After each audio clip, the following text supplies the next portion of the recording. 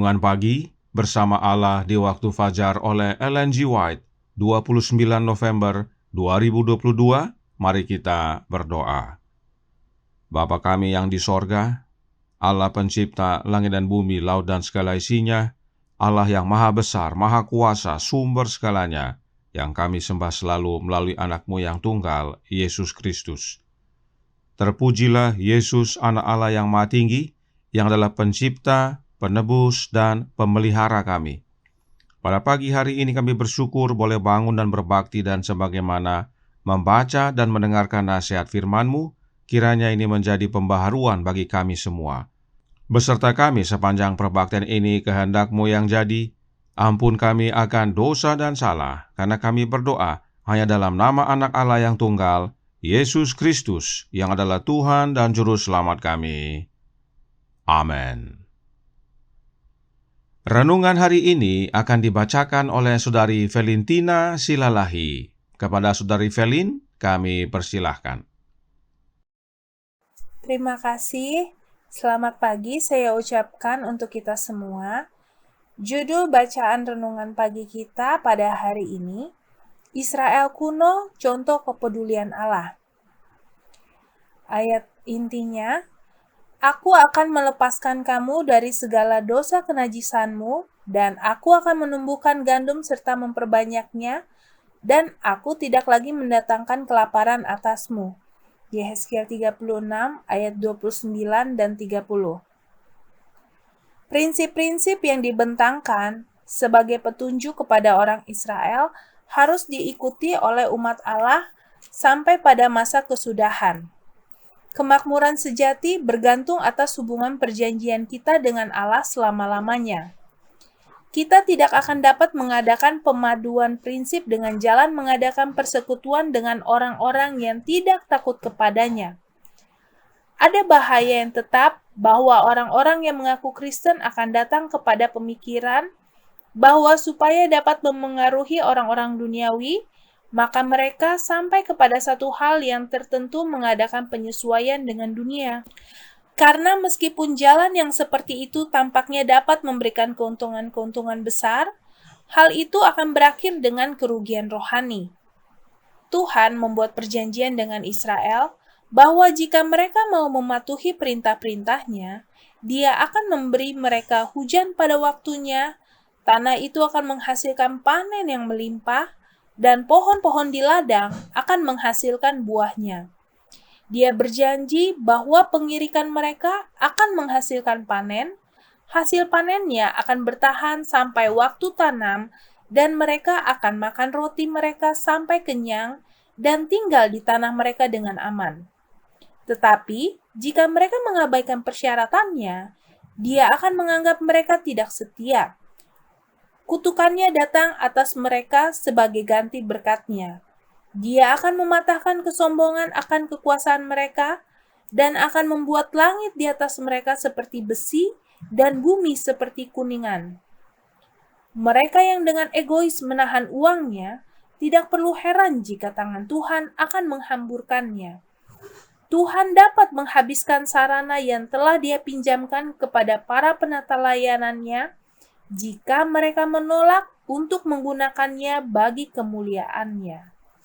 Terima kasih, Tuhan Yesus memberkati. Terima kasih atas penata layanan Saudari Velin. Tuhan Yesus memberkati. Selamat pagi, saudaraku dalam Tuhan. Pekabaran renungan hari ini harus dipahami dengan benar, sebab jika tidak, akan menuntun umat kepada konsep Injil kemakmuran. Renungan hari ini berkata dalam Bersama Allah di waktu fajar halaman 358 paragraf 1. Kemakmuran sejati bergantung atas hubungan perjanjian kita dengan Allah selama-lamanya. Berdasarkan kutipan ini, maka jika kita mau makmur, kita harus mempunyai hubungan dengan Allah. Maka dengan sendirinya, jika kita tidak berhubungan dengan Allah, kita jadi tidak makmur.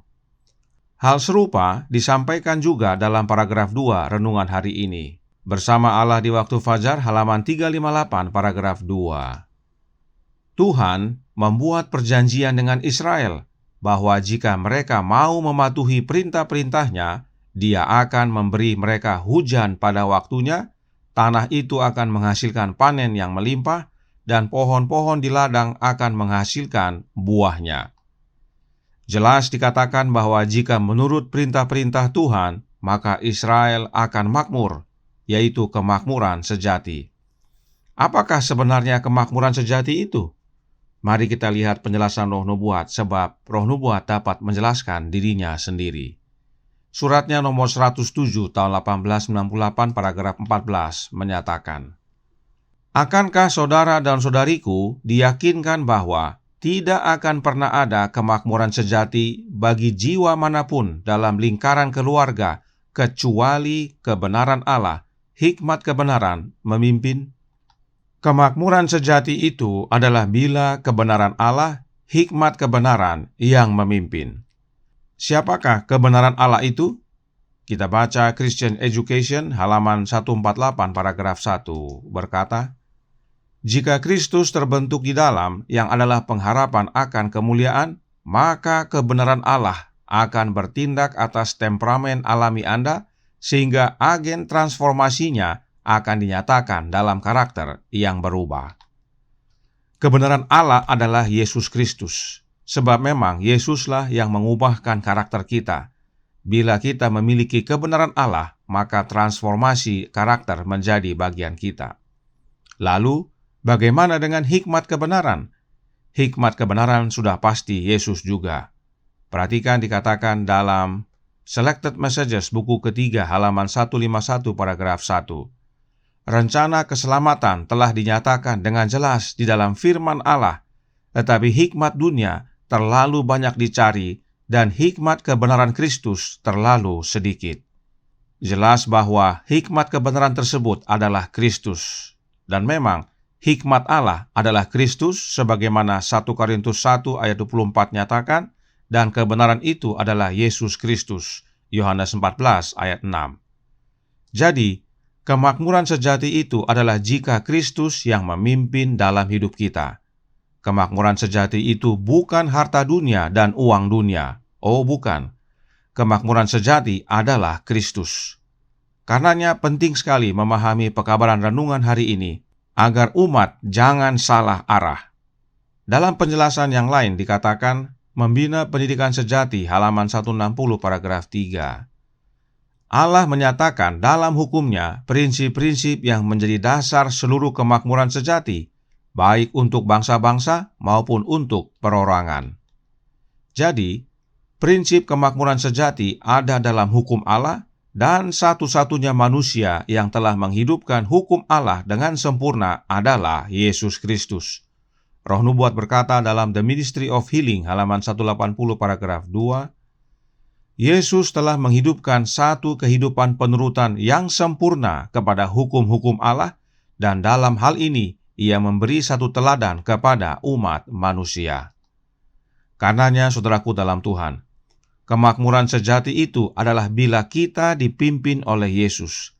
Sebab Yesuslah yang telah menghidupkan kehidupan sempurna akan hukum-hukum Allah, di mana di dalam hukum Allah itu terdapat prinsip-prinsip yang menjadi dasar kemakmuran sejati. Memiliki Yesus, itulah kemakmuran sejati. Kemakmuran sejati itu bukan berarti memiliki harta benda dan uang, seperti yang renungan hari ini nyatakan. Kemakmuran sejati itu adalah memiliki Kristus dalam hidup kita. Kita bahkan menjual segalanya agar kita dapat memiliki mutiara yang sangat berharga itu. Alkitab dan Roh Nubuat menjelaskan yang berikut ini. Matius 13 ayat 45 dan 46. Demikian pula hal kerajaan sorga itu seumpama seorang pedagang yang mencari mutiara yang indah. Setelah ditemukannya mutiara yang sangat berharga, ia pun pergi menjual seluruh miliknya lalu membeli mutiara itu. Kemudian dalam Membina Kehidupan Abadi halaman 83 paragraf 1 dikatakan, Kristus sendiri adalah mutiara yang sangat berharga itu. Sang pedagang menjual seluruh miliknya untuk membeli mutiara yang sangat berharga itu, yang adalah Yesus Kristus. Jelas, saudaraku dalam Tuhan, bahwa kemakmuran sejati itu bukan karena memiliki harta dunia dan uang, tetapi kemakmuran sejati itu adalah dengan memiliki Kristus. Dan setelah kita memiliki Kristus, maka berapapun dan apapun harta yang kita miliki akan kita gunakan untuk memajukan tujuan Allah, yaitu keselamatan jiwa-jiwa. Sebab penata layanan kita itu adalah karena Kristus tinggal dalam hati kita oleh kehadiran Roh-Nya, yaitu Roh Kristus. Inilah pola yang Allah Bapa berikan kepada bangsa Israel kuno, dan itu sebabnya menjadi pola bagi kita sekarang. Kita makmur karena Kristus tinggal dalam hidup kita, dan Kristus yang pimpin kita. Itulah hidup yang kekal, itulah kemakmuran sejati. Tuhan memberkati, saya bawa dalam nama Yesus. Amin. Mari kita berdoa. Bapa kami yang di sorga, Allah pencipta langit dan bumi, laut dan segala isinya, Allah yang maha besar, maha kuasa, sumber segalanya, yang kami sembah selalu melalui anak-Mu yang tunggal, Yesus Kristus. Terima kasih atas nasihat indah pada pagi hari ini, bahwa kemakmuran sejati itu bukan karena memiliki harta benda dunia ini, uang-uang dunia, tetapi kemakmuran sejati itu adalah dengan memiliki Kristus dalam hidup kami. Kristus yang memimpin kami, sebab hanya Kristus yang telah menghidupkan dengan sempurna hukum Allah, di mana di dalamnya adalah prinsip-prinsip dasar kemakmuran sejati. Karenanya tolong kami ya Bapa, curahkan roh anak-Mu dalam hati ini, sebab hanya oleh kehadiran Roh Kristus, maka kami dapat memiliki kemakmuran sejati, dan kami dapat menghidupkan penata layanan yang sejati dengan menggunakan harta benda kami menjadi kemuliaan bagi nama-Mu untuk menjangkau jiwa-jiwa yang hilang. Beserta kami sepanjang hari ini kehendak-Mu yang jadi, ampun kami akan dosa dan salah, karena kami berdoa hanya dalam nama Anak Allah yang tunggal, Yesus Kristus, yang adalah Tuhan dan Juru Selamat kami. Amin.